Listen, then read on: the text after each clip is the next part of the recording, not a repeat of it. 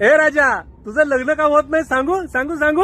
तू तुझ्या जिगरबाज मित्राच्या लग्नामध्ये 2 पॅक मारून डुकरासारखं नाचला आणि त्याच लग्नामध्ये तुझ्या त्या मुलीच्याकडचे 2-3 जण होते आणि तुझ्या भावकीतले मेन म्हणजे 2-3 जण होते.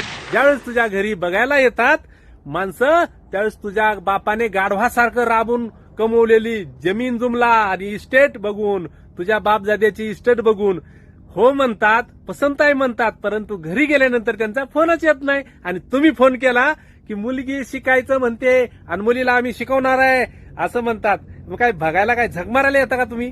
पण हा प्रश्न उपलब्ध होतो तुमच्या भावकीमुळं, कारण की भावकी तुमचं ओळख पटवून देते. तुम्ही जी पसंत केलाय का नाही मुलगा तो आपल्या भावकीतलाच आहे. आणि तो कसं आहे, ती वरातीत नाचत होता का दारू पिऊन, निळ्या निळ्या शर्टावाला बघा, त्योच आहे बघा. बाकी काय आता आमचं सांगायचं कर्तव्य लेकीबाळीचं काम असते. बघा बाकी तुमच्या मनाने बघा बाबा. आमचं तर सांगायचं कर्तव्य आहे आणि माझं नाव सांगू नका बरं का. बाकी काय करा आता, ह्याच्यावर एकच उपाय.